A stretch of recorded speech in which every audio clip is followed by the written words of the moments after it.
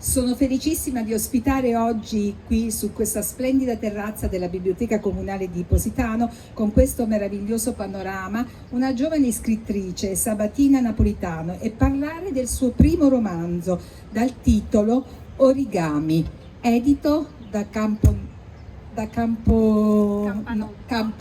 scusami, Campanotto. Ho conosciuto Sabatina da pochi giorni, ma ho avuto subito modo di apprezzarla sia leggendo il tuo libro e attraverso anche i suoi racconti e le interviste sui social. È una scrittrice giovane ma di grande personalità e cultura. È una di quelle giovani che non solo scrivono ma leggono anche. Grazie Maria Rosaria di questa introduzione, grazie per avermi invitata. Ringrazio tutte le persone che hanno curato questo evento, quindi i giornalisti di Positano News, Positano Notizie, anche il comune che ci ha autorizzato a utilizzare il logo per la locandina dell'evento, e per me questa è un'occasione molto importante e sono molto contenta di essere qui a Positano. Ringrazio anche Maria Rosaria per questa introduzione. Sì, in effetti il romanzo nasce quindi come un desiderio. Il desiderio non è spesso come si può pensare un desiderio ontologico, ma il desiderio è qualcosa di concreto che muove le persone ad agire, muove le persone nelle azioni. Quindi il desiderio mi ha spinta ad essere qui ed è stato meraviglioso poter riuscire a creare questa magia. Prima di entrare un po' nel vivo del libro, naturalmente, io vorrei sapere un po' chi è Sabatina Napolitano, che sarà sicuramente conosciuta nel mondo letterario, ma anche per farla conoscere a chi non è addentro in questo mondo. Mi piacerebbe sapere un po' di più di te. Sì, io ho esordito nel 2011 con la poesia e ho pubblicato un libro sul concorso che si intitola Metastasi d'autonomia, con degli editori di Napoli, di Monte di Dio. Successivamente ho continuato con la poesia, fin tanto che la poesia è diventata un'esigenza, sì, ma non riusciva ad espletare il bisogno viscerale che io avevo di scrivere questo romanzo.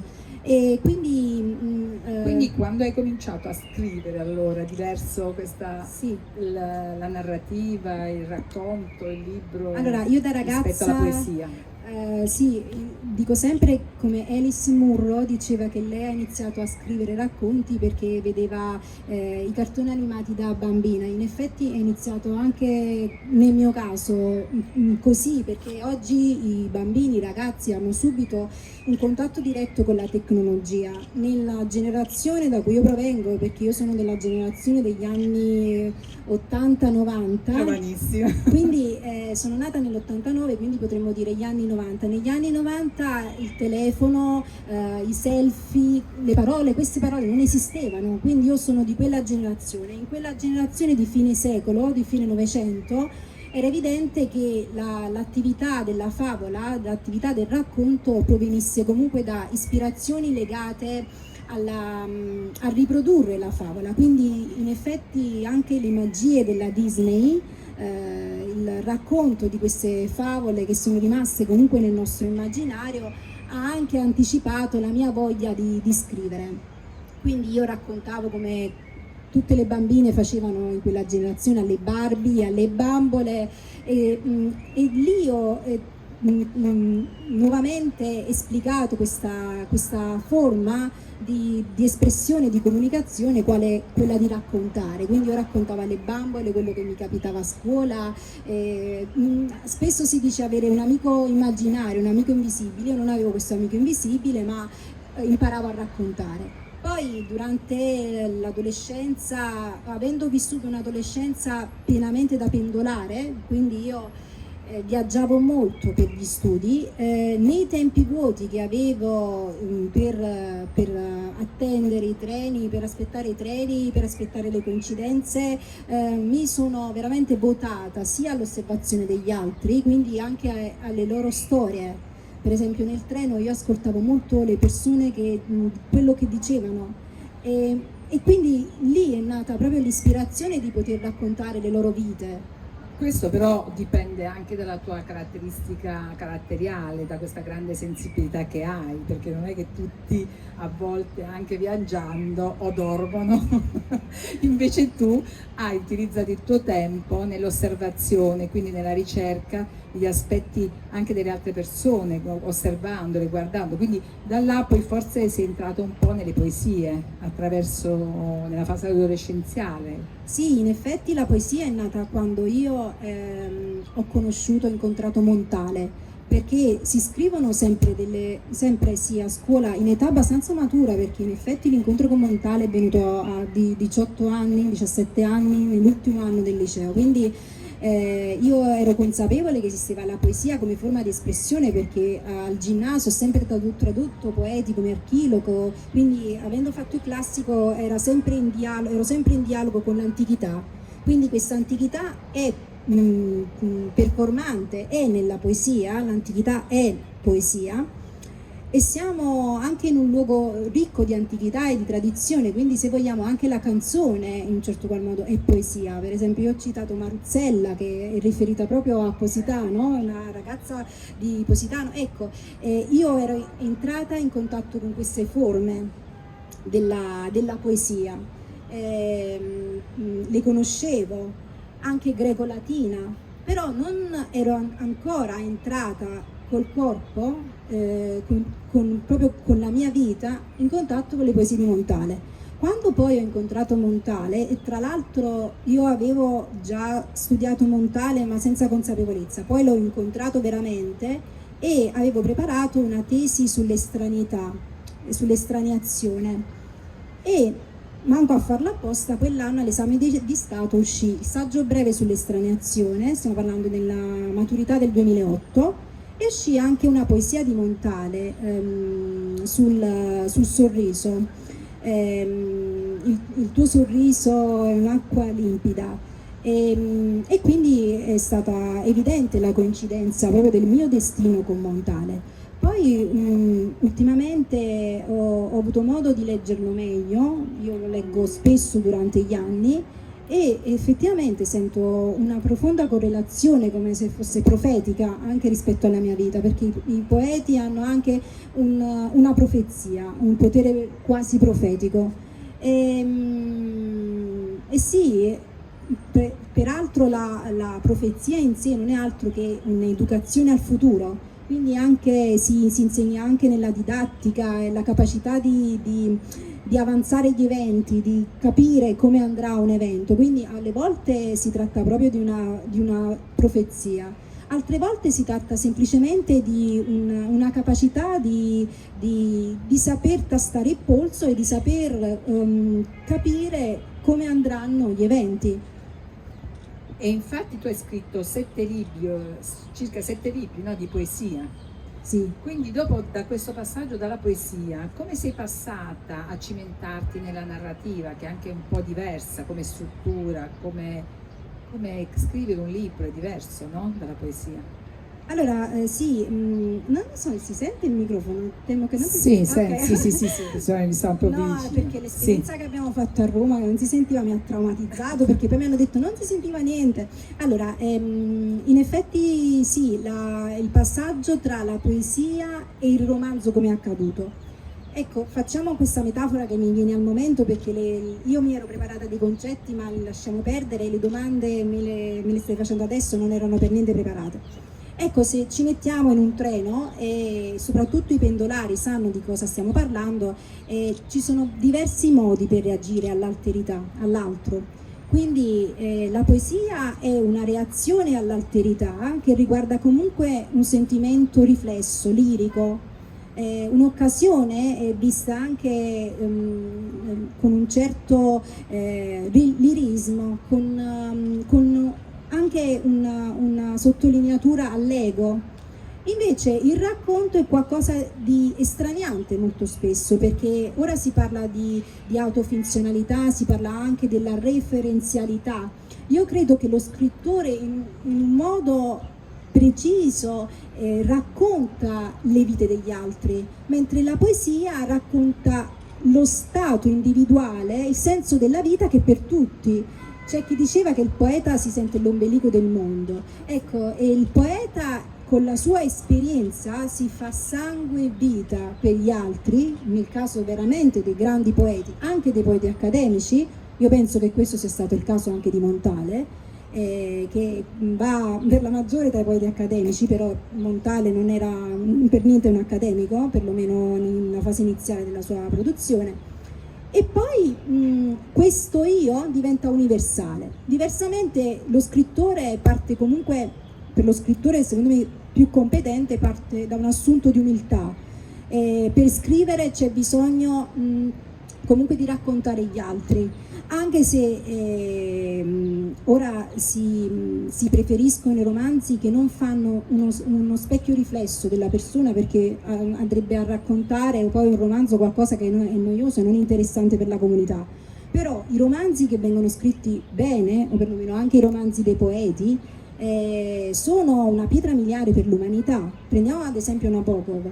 Nabokov era poeta, ha iniziato come poeta, chiaramente ha messo le sue esperienze nei personaggi, ma questo non vuol dire che lui facesse dell'autoreferenzialità.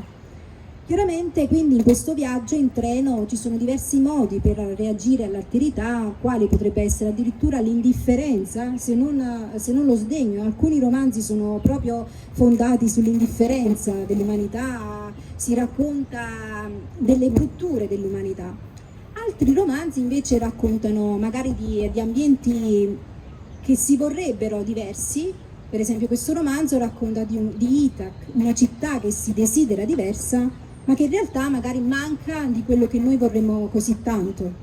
Tu in questo romanzo, no? Visto che sei giovanissima, al primo esordio, no? Però ho visto che già ha avuto un grande riconoscimento. Sei stata presentata da Renato Besana al premio Strega con 400 giurati, ho visto, e 12 opere ammesse, quindi è un bel successo, quindi vuol dire che un po' stoffa ce l'hai da vendere. Grazie, e in realtà stiamo ancora aspettando il futuro del romanzo, il romanzo è ancora in gara. Sì, è uscito da 6 mesi e da una parte mi dicono che il romanzo è già vecchio, da un'altra parte mi dicono che il romanzo sta appena iniziando. Quindi questo romanzo... No, il romanzo sta appena iniziando, secondo me. Sta appena iniziando, perché c'è la giuria ai primi di luglio, mi sembra, che decidono poi quale, insomma, tra i primi 5 devono essere scelti, mi sembra, no? Io così ho visto del premio Strega. Del premio Strega. Sì, io poi sto seguendo, loro saranno anche al Salerno, la Salerno Letteratura Festival che si tiene a Salerno qui, perché ho avuto modo anche di essere intervistata da Erminia, che salutiamo. Erminia Pellecchia. Sì, saluto e ringrazio. Lei viene spesso a Positano. Sì, e in effetti lei mi ha detto che c'era questo festival, io ho visto un po' la programmazione, tra l'altro mi è molto piaciuto, c'è un'emergenza. Un attimo che appena, se no non ci sentiamo.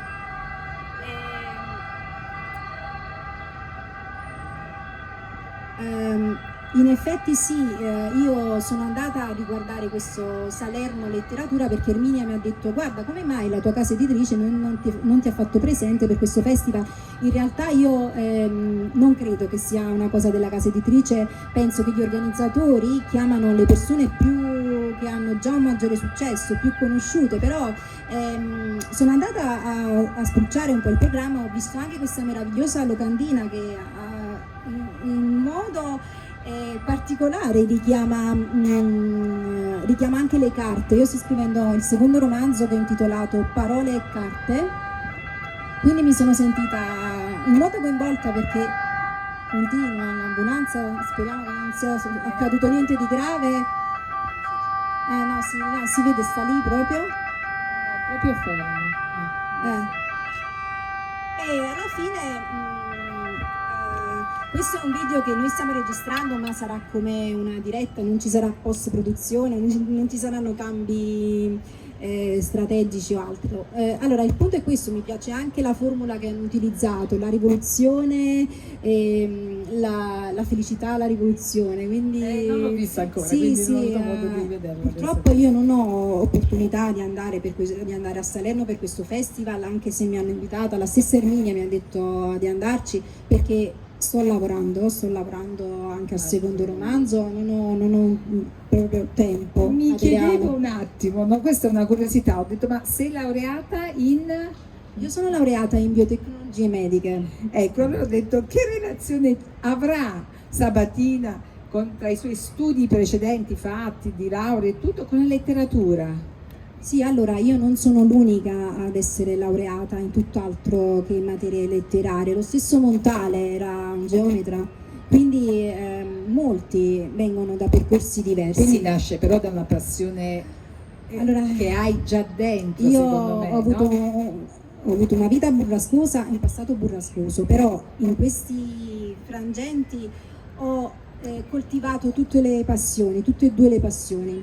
Quindi mi riferisco sempre al fatto di essere un Giano Brifronte, quindi ho sia questa componente scientifica e sia ho sviluppato poi uno studio approfondito per quanto riguarda la critica, però è chiaro che non ho un bagaglio profondo come chi lavora presso le accademie e l'università per la critica. Avrai tempo anche di costruirlo, Però hai tempo, penso che hai ho un passato già un bel bagaglio diverse già notti a iniziale. studiare, diverse notti a studiare. Adesso abbiamo parlato un po' di te, già si vede insomma il carattere, anche un bel carattere irruento, che ha voglia di fare, sei una persona positiva, che ha voglia di crescere, di fare, di portare anche quello, soprattutto quello che tu senti, di comunicarlo agli altri.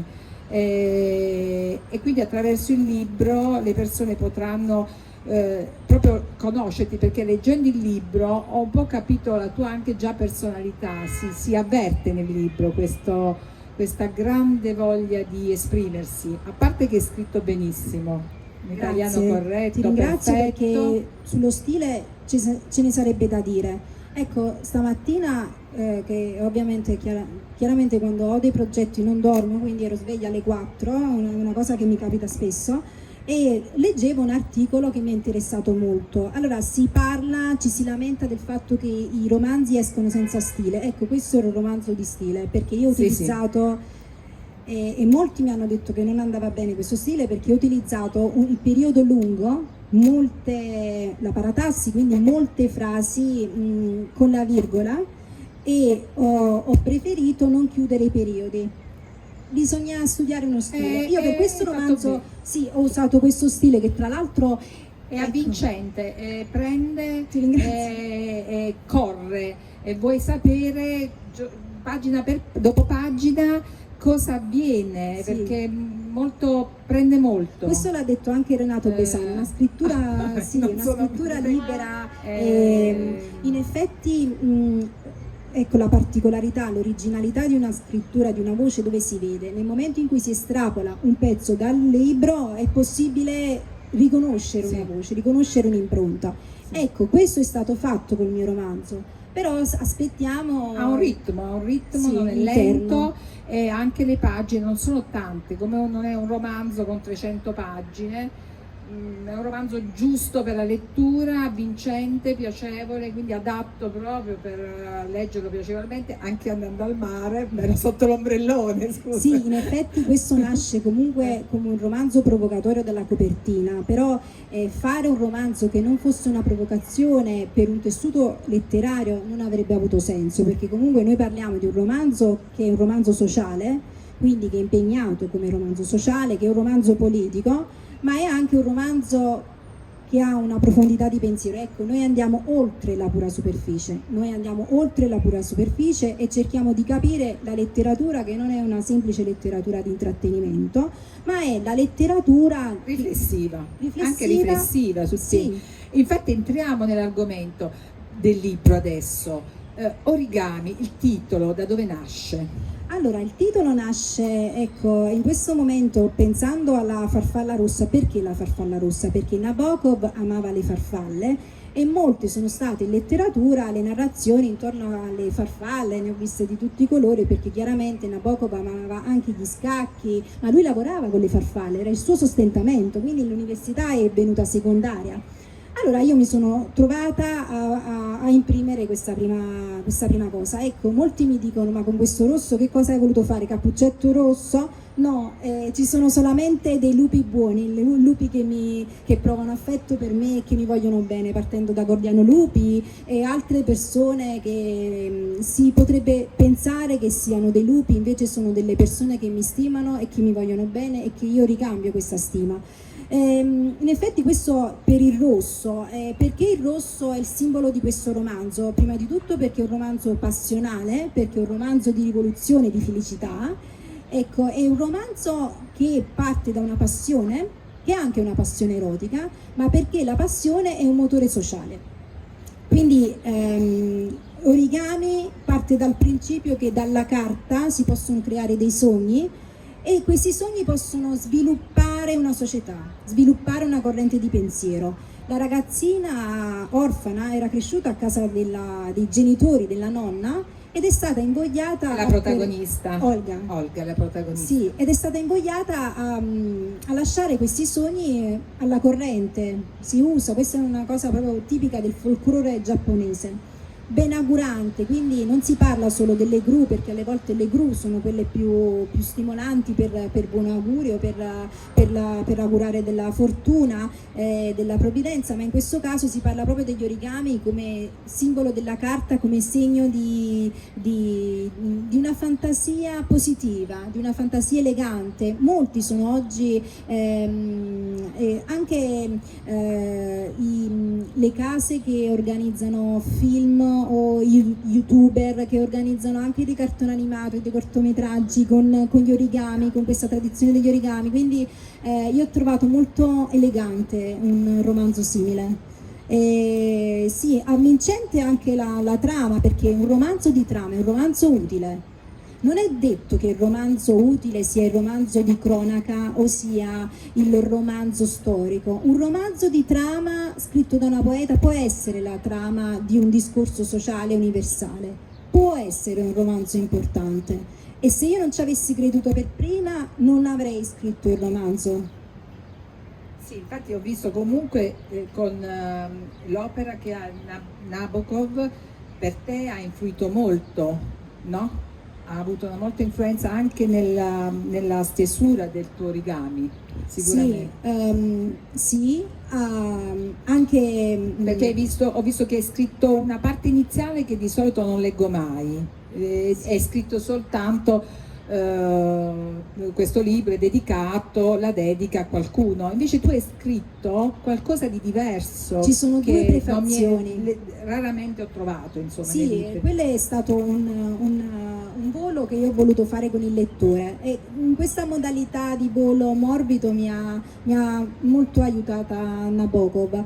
Diciamo che Nabokov è stato maestro di ironia, quell'ironia che è sagacia, ma quell'ironia che anche preannuncia un po' a quello che è il libro anche. Sì, alla portata del libro. È una discussione quasi con te stessa del racconto del libro, un pochettino, no? Sì, ma non è autofinzionale in questo, non è nemmeno una giustificazione, io la trovo più una presentazione al lettore che ho voluto fare. Ho voluto fare una presentazione. Farlo avvicinare prima di entrare proprio nell'argomento. L'ho trovato una formula di rispetto. È bello, molto carino, molto. Anche perché per esempio ultimamente ascolto molto la Carmen di Bizet. Ecco, la Carmen di Bizet finisce tragicamente, come tutti conosciamo, ma è la musica, il tono e la narrazione è ricamata di un'ironia, e quell'ironia l'ho ritrovata anche nelle opere di Nabokov. La sottile ironia che è solo capace di grandi emozioni e di cui è capace solo il grande scrittore, la grande penna. Io probabilmente non sono ancora a quei livelli di ironia, ma la Carmen di Bizet, Nabokov e tante altre agenti stimolanti hanno giocato un ruolo chiave in questo romanzo. E infatti la narrazione non è in dialogo diretto, ma in terza persona.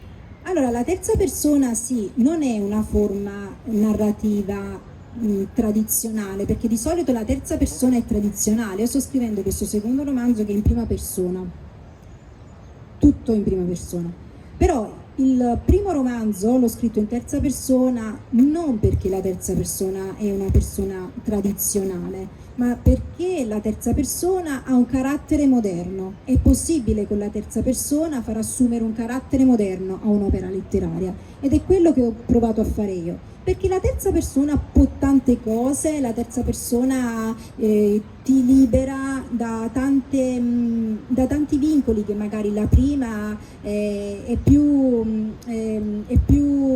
costretta a mantenere, la prima persona è più invasiva, la prima persona non può evadere, mentre la terza persona la trovavo più evasiva verso la narrazione. Difatti è uno sguardo che continua ad essere distaccato, utopico, idealistico, politico. Non mi sono messa in gioco con dei figli, o non propriamente con una voce dei figli. Qualora ci fossero dei figli, quelli sono dei figli che hanno un ideale. L'ideale è quello della cultura, dell'informazione, ma soprattutto del rispetto delle caratteristiche intellettuali, perché questo è un romanzo sulla presa moderna, sulla presa intellettuale all'interno di una società. Quindi in un posto che è identificabile come Itaqüe ci deve essere una biblioteca. È dentro una biblioteca? Sì, è ambientato in una biblioteca ed è ambientato anche in un orfanotrofio, che è quelle che oggi sono le case famiglia, ma siccome oggi le case famiglia, come tutti gli assistenti sociali e altri agenti sociali sanno, funzionano diversamente, io ho voluto l'orfanotrofio, perché appunto c'erano queste due dimensioni che a un certo punto del romanzo si incontrano. Questo perché? Perché c'è una presa sociale, politica, è un romanzo socialista, in un certo senso è un romanzo socialista, ma che non parla di operai, che non parla di persone povere, che non parla di persone che escono da una condizione inferiore per una condizione per una scalata sociale, per una condizione migliore. Si parla di persone ricche, ma si parla di persone ricche che in modo comico vivono un egualitarismo, anche una formula politica che non esiste. Per cui oggi, per esempio, nei maggiori testate, Gustavo potrebbe essere uno dei più grandi giornalisti d'oggi. Perché dobbiamo dire che c'è Olga come protagonista principale, ma attraverso Olga si sviluppa tutta una serie, il racconto è una trama attraverso tanti personaggi che interagiscono, Sì, che la fanno vivere praticamente, no? è un romanzo di tanti personaggi, perché ogni personaggio è un personaggio chiave, un personaggio funziona. Tanti anche temi sociali tratti, cioè il tuo libro potrebbe essere studiato per 4 ore, penso anche più, per analizzare tanti piccoli aspetti che tu hai inserito, quindi è molto ricco. È vero che è utopistico, è di fantasia, non fantastico, ma di fantasia, come personaggi, chiaramente come luogo, però è ricco di attualità, cioè di cose attuali, no? Allora sì, si parla dei piani di lettura. I piani di lettura sono tantissimi e c'è da dire anche il fatto di ambientare un romanzo in una biblioteca. Allora, molti mi stanno dicendo che comunque è chiaro che, ad esempio, Gustavo amava Borges e si è citato Borges all'interno del romanzo, ma è chiaro che anche, ad esempio, si parla di Umberto Eco con Il nome della rosa. Allora, Umberto Eco ha scritto Il nome della rosa perché gli era stato chiesto di scrivere un giallo, e lui aveva detto: io scriverò un giallo solamente nei momenti in cui io potrò parlare di omicidi che accadono all'interno di un monastero medievale. Ecco, lui poi ha avuto il modo di scrivere questo racconto, e per chi ha letto il libro e poi ha visto la riproduzione cinematografica si è reso conto della sua architettura. Va bene, a parte che nella sua narrazione conosciamo Umberto Eco, perché poi anche nel cimitero di Praga lui riprende il motivo del manoscritto ritrovato. Ecco, lui divide il tempo del racconto e della storia in giorni.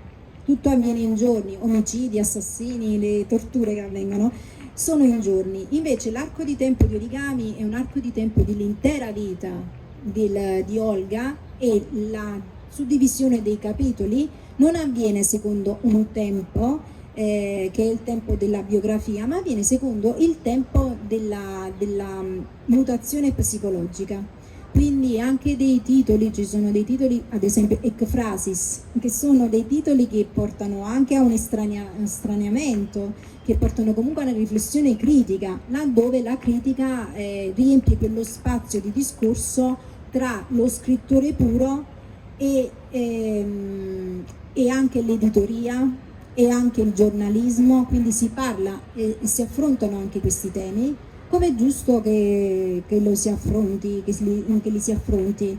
Sì, ci sono tanti spunti di riflessione, di critica, è sempre molto avvincente anche, perché poi ci sarà la parte un po' ironica, la parte simpatica dei personaggi, quindi hai messo anche insieme tante cose che però non diventa un libro noioso, pesante, è proprio, non so come dirti, ma è molto vivace, è un libro molto vivace, è ricco di contenuti, secondo me, proprio tantissimi. Sì, allora c'è anche, volevo fare questo appunto, mi hanno detto anche che c'è del voyeurismo, dell'esibizionismo, c'è libertinismo, fasi licenziose, delle licenziosità, Sì. e comunque infatti, è un romanzo svelto, moderno. Io l'ho visto che c'è questa grande passione, ci ho trovato una grande passione nello scrivere, no? Sì. Che però il romanzo che si sviluppa in tanti passaggi erotici proprio tra i vari personaggi, quindi questa passione nello scrivere anche trasmesso attraverso questa eroticità, questo erotismo, sì, perché tra i vari personaggi. Io ho avuto modo di parlare anche con delle psicologhe, delle psicoterapeute, che mi hanno fatto i complimenti perché io ho potuto raccontare una passione pulita. Che molti non raccontano, però sì, è perché io che... ho inquadrato la triangolazione in modo pulito. Io ho dato ad Olga delle componenti, quindi Olga parla con un amante e con un'amica, però la sua passione per Gustavo è reale, quindi lei ha un profondo cambiamento nell'incontro con Gustavo, perché anche su un piano di lettura l'incontro con l'editoria, l'incontro con il progresso. È l'amore per la scrittura. Cioè questo erotismo anche nei confronti della letteratura, della scrittura, anche del suo tipo di lavoro che faceva. E infatti Gustavo è praticamente un personaggio che però ama lui, lei ama moltissimo. Sì, non lei è molto il triangolo innamorata. Classico che conosciamo noi. No, in genere. La passione è una passione fervente, che occorre a Olga anche per poter vivere la sua vita, praticamente. Per poter vivere anche una vita di fedeltà, perché la sua è una vita di fedeltà.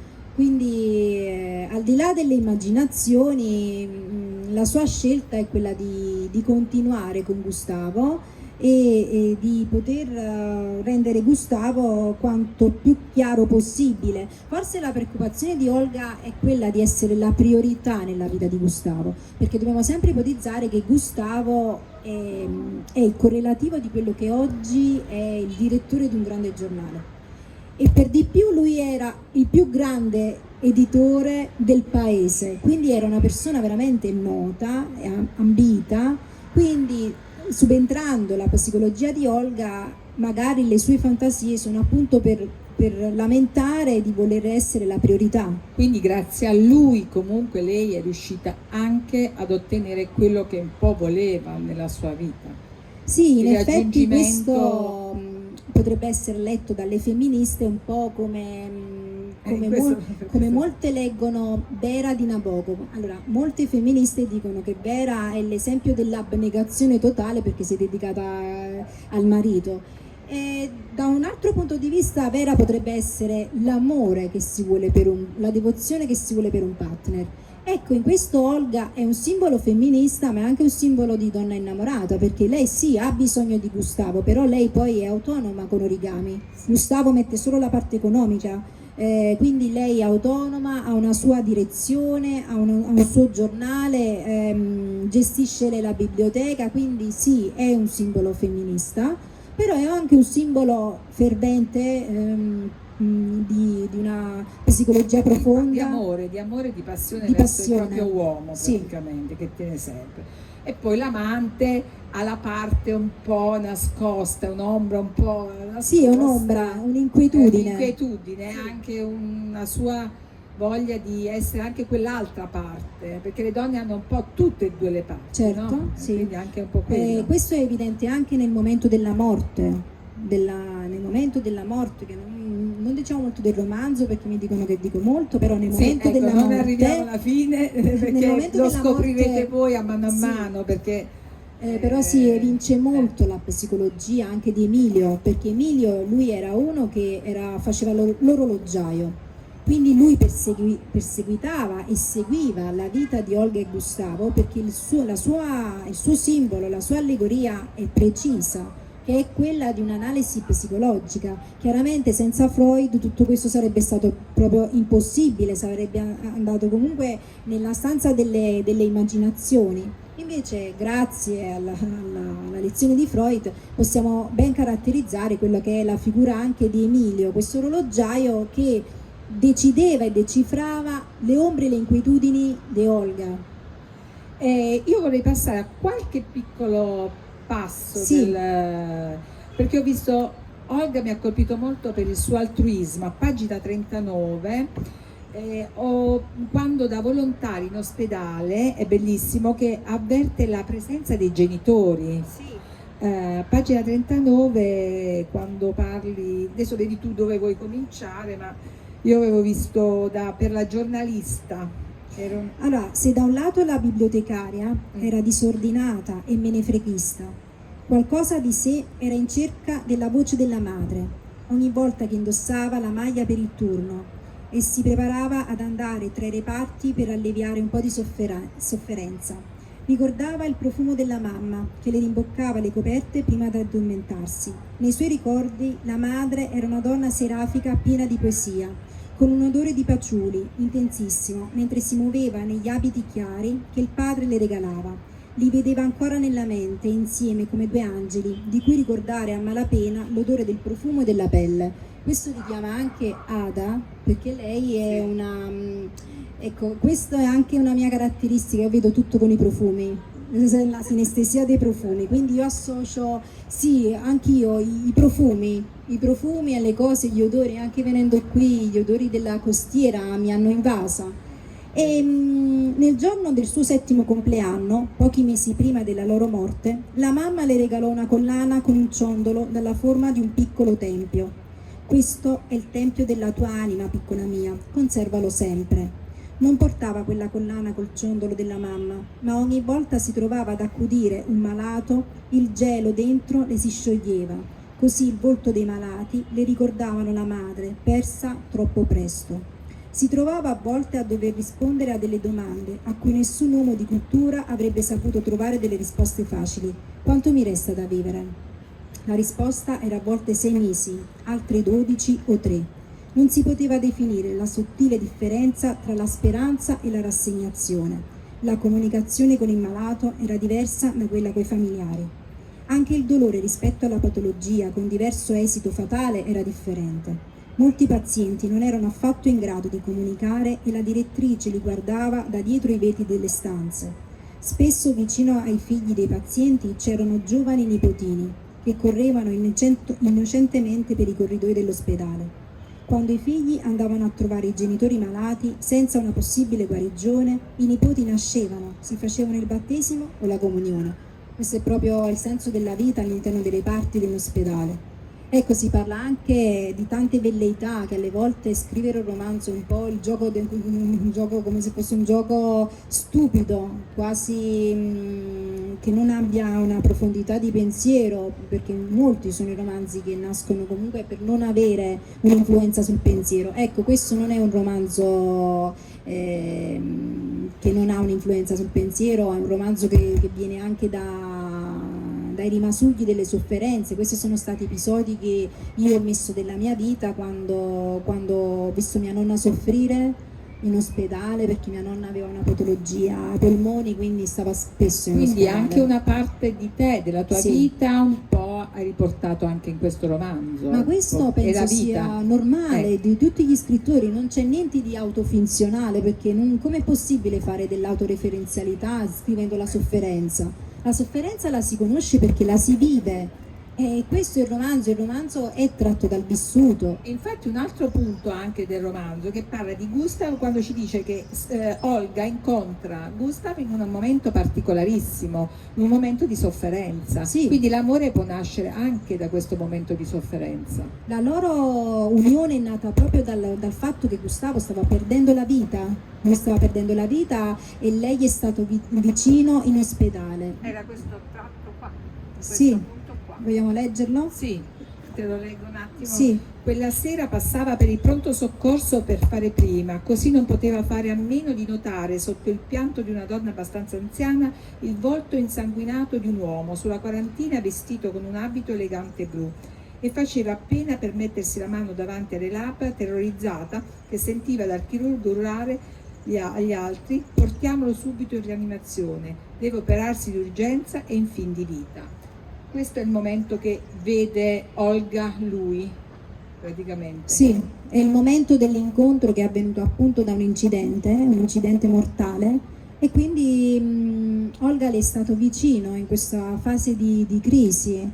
L'amore nasce dalle crisi profonde, le crisi che ti fanno proprio perdere il senno. L'amore è proprio follia, perdi il senno per un'altra persona. E loro si sono talmente attaccati in questo momento di crisi, l'affetto è diventato così forte, il legame così intenso, che poi è durato tutta la vita, e poi abbiamo visto Olga che cosa riesce a fare anche per la società, per la comunità.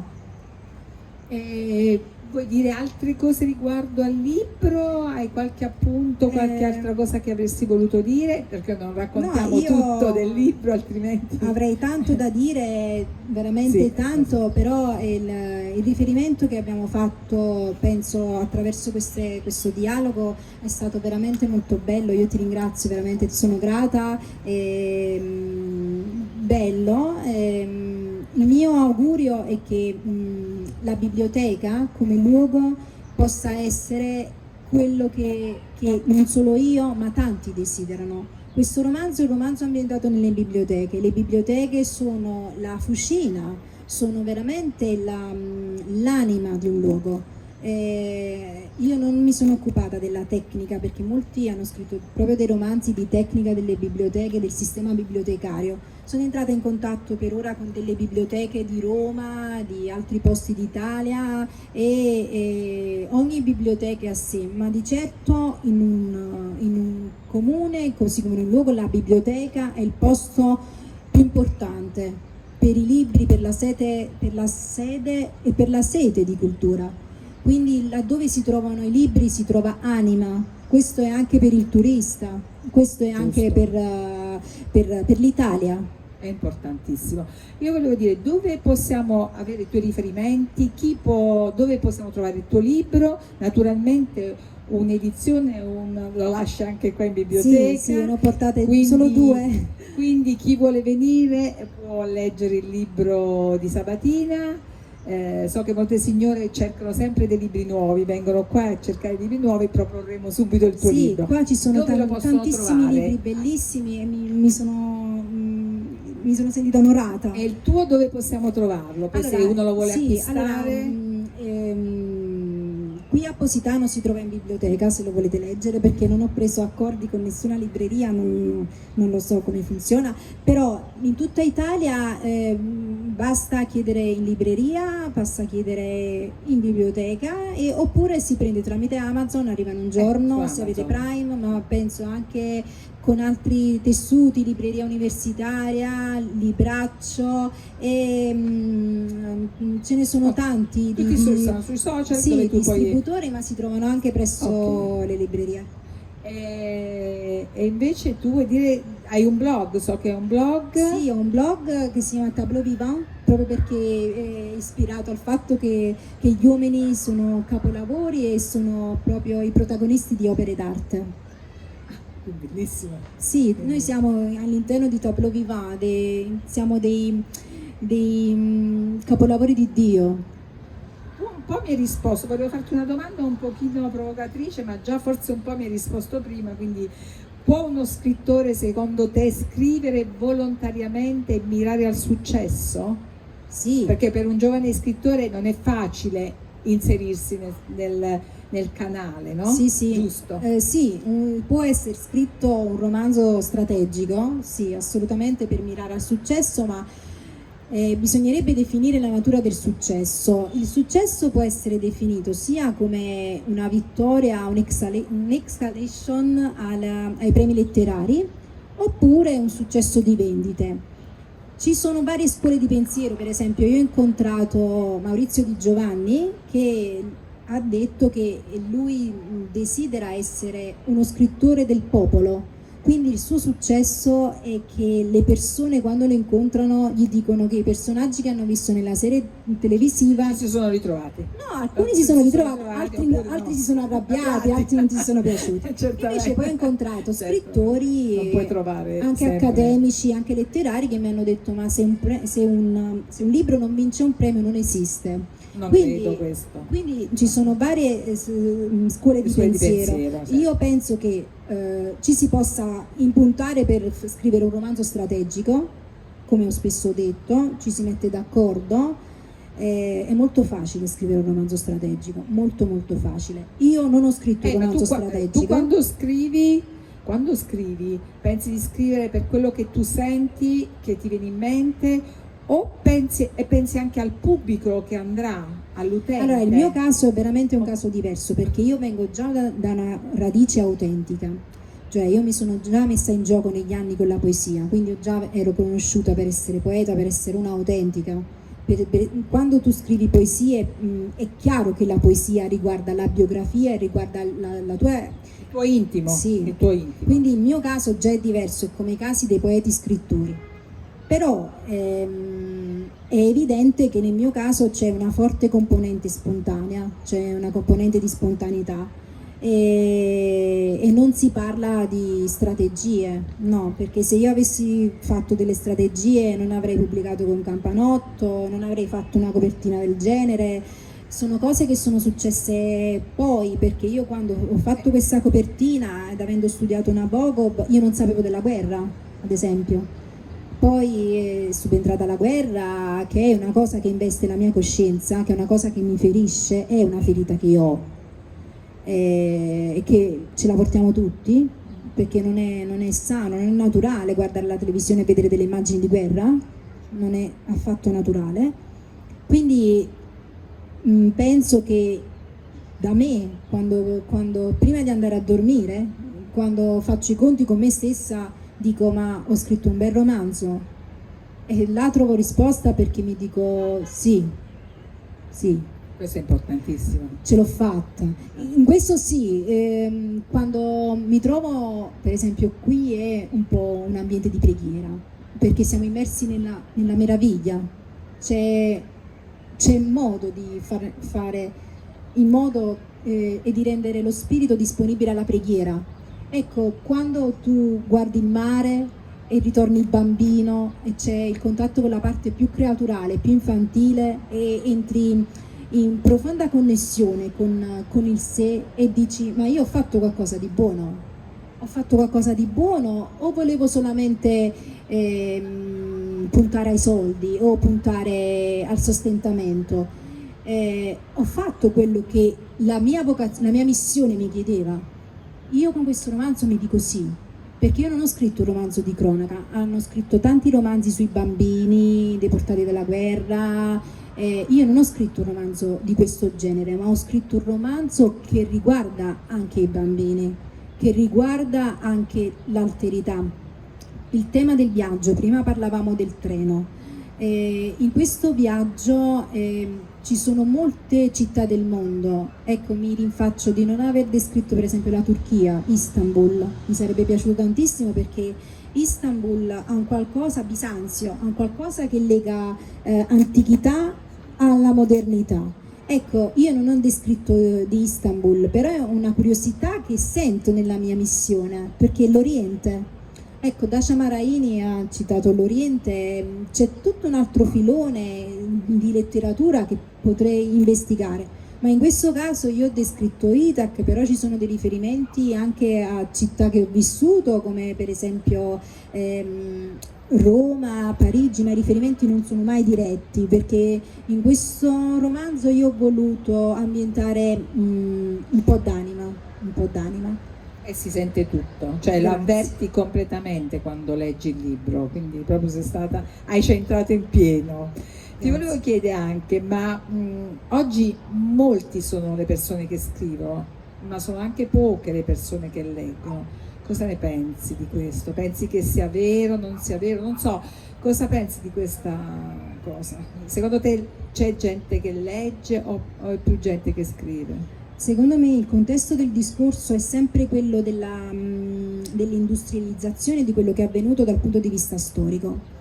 Nei primi anni 90, negli anni che ho vissuto io, non si parlava ancora della massa, dei nuovi media. Quindi tutto è andato con una velocità tale che ora il lettore vuole esibirsi. Instagram è per i lettori che vogliono esibirsi. Anche per esempio le bookstagram, le ragazze che leggono i libri fanno tanto ma usano l'esibizione. E questa è anche una strategia di sopravvivenza del libro, della cultura e della letteratura. E secondo me non è tanto il concetto di quanti lettori e quanti scrittori, ma è la modalità che è cambiata, quindi la tecnologia ha cambiato la modalità. La biblioteca è il luogo in cui la lettura ti fa entrare in contatto con te stesso, che è quello nutritivo, che è quello dello studio, perché senza biblioteca non ci sono università, senza università non ci sono biblioteche. Il nostro sistema universitario non prevede che i ragazzi, ma anche il sistema scolastico, per esempio in Francia, in Inghilterra funziona diversamente, i ragazzi usciti da scuola vanno in biblioteca. Vanno in biblioteca, stanno 2-3 ore in biblioteca. Il sistema scolastico italiano è diverso, quindi le biblioteche non vengono considerate come sedi istituzionali, invece le biblioteche e le scuole vanno di pari passo. E appunto questo è il concetto del romanzo. Molti lo vedono come un luogo ormai obsoleto, proprio perché c'è tanta tecnologia su internet. Ed è sbagliato. Quello non è. Io ti posso dire che se non ho un libro in mano, io leggo con fatica quando lo leggo sull'ebook, no? Perché sento il tatto, l'odore, il fatto di poter tornare indietro velocemente, cioè, di viverlo con le mie stesse mani, il mio stesso contatto, per me è importante. Forse le generazioni di oggi la vedono in maniera diversa e riescono comunque a leggere lo stesso anche nei metodi. Allora, le generazioni lo vedono in maniera diversa perché dalla scuola viene il concetto di lettura diverso, in modo diverso. Ripeto, negli altri stati europei funziona che i bimbi escono da scuola e vanno in biblioteca. Funziona che i professori non chiedono ai bimbi di comprare libri, anche per le vacanze gli dicono comprate questi libri, no, andate in biblioteca e scegliete il libro che volete e poi lo riportate, perché la biblioteca è appunto per quello. Ma anche perché il libro, il ragazzo può scegliere anche quello che è più consono al suo modo di vedere, no? A quello che sente, invece imponendoglielo diventa una costrizione, devi leggere, non so, questo libro per forza tutta l'estate, ti diventa noioso, casomai. Invece il ragazzo guardando, sfogliando, vedendo può trovare anche la cosa che più lo interessa. Infatti vedo anche i bambini che vengono qua d'estate spesso a leggere libri e sono felicissimi di venire. Sì, ma è un motore di evoluzione la biblioteca, il libro, quindi il rapporto tra lettore e scrittore è un rapporto che deve avvenire nel contesto non virtuale. Io non credo nel virtuale. Fintanto che esistono i festival, ringraziando a Dio, il rapporto del virtuale è evanescente. Ecco, il rapporto del virtuale è pericoloso, secondo me, nel processo di evoluzione sociale. E questo è avvenuto anche con l'editoria e questo avviene anche con la politica. È da tenere presente il rapporto virtuale. Anche della propaganda ci dicono che comunque è calato il sole e siamo più di un'ora. Si ha il rapporto del virtuale, un rapporto comunque che secondo me è pericoloso, perché il rapporto del virtuale non crea quello spazio di riflessione tra l'autore, lo scrittore e il lettore, tale che quello spazio possa essere riempito dalla critica. Ecco, si tende a emblematizzare la critica con il contesto critico. Spiego. Si tende a dire che la critica è morta. Per esempio ho letto in un saggio di un critico che ha scritto: la critica si è buttata dal balcone, comunque la critica si è suicidata. Allora, la critica che cos'è? Appunto quello spazio, non voglio citare Battaglie, si parla dello spazio interiore, oppure Blanchot, dello spazio letterario. No, la critica secondo me è quello spazio comunitario, ideologico, dove avviene il processo di riflessione possibile tra lo scrittore e il lettore. Quello è il vincolo della critica, quello è lo spazio della critica. Quindi critica si può fare col giornalismo, se fatta bene, quindi critica si può fare nelle scuole, perché gli insegnanti sono insegnati di critica, quindi critica non è solo la critica letteraria, che deve essere praticamente il rimodulare quello che è già stato scritto. Secondo me la critica va vissuta, anche i bambini devono vivere la critica. Il bambino già dalle elementari, in contatto con il libro, che ne so, Zanna Bianca, ad esempio adesso leggono tanti libri come Harry Potter, questi libri fantastici. Ecco, già il bambino in rapporto col libro deve entrare in un rapporto di critica, deve riflettere sul libro e può lui stesso creare un'anima critica. Quindi questo fa la società del futuro, perché se i bambini mettono lo spazio della critica nel virtuale, spiego, se il bambino parte dall'idea che per diventare un lettore deve avere Instagram e avere 215.000 like, 300.000 like, si perde lo spazio della riflessione sociale, si perde lo spazio della critica, e un domani verranno chiuse le biblioteche. Ti ringrazio, hai colto completamente lo spazio del giusto virtuale, proprio. il virtuale Sì. invade talmente il sangue che non c'è più lo spazio di riflessione. Ti ringrazio, Sabatina Napoletano, con Origami, che ci hai permesso di avere questi momenti di riflessione importantissimi. Grazie a voi, grazie a tutti in biblioteca, grazie a te, grazie. Sicuramente ti ritroveremo con qualche altro libro. Sì, sicuramente, anche perché sarai nostra benvenuta qua in biblioteca quando vuoi. Sì, è stato un po' difficile raggiungere il luogo, perché io ho una paura matta delle curve, è stato un po' difficile, infatti tutto il viaggio qui è pieno di curve. Avevo la collana in mano, la collana. No, però è stato, poi una volta arrivata, veramente è un qualcosa che richiama il paradiso, che non è il paradiso dantesco, richiama il paradiso nel senso anche fiabesco, mitologico, è un luogo pieno di mitologie, bellissimo stare qui. La bellezza comunque aiuta moltissimo ad avere un animo molto più profondo, secondo me, rispetto a vedere tutte le brutture, perché quando si è abituati molte volte anche in televisione a vedere sempre queste cose tristi, brutte, no?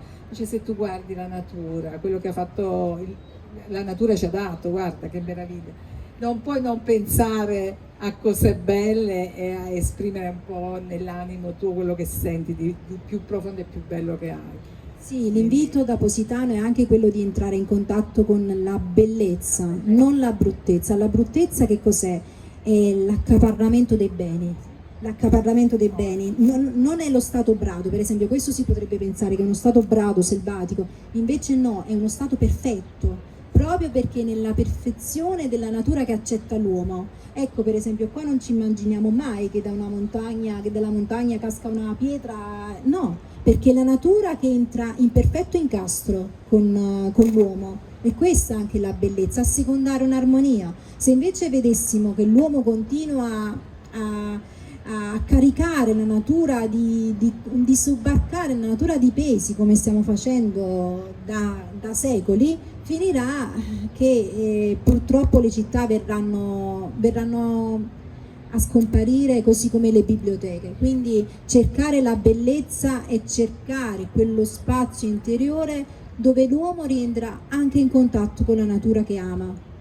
Allora, grazie, ci vediamo alla prossima. Grazie E mille. ti auguro tutto il meglio perché veramente avrai un grande successo, secondo me. Grazie. E non mi sbaglio io di solito. Grazie mille. Grazie.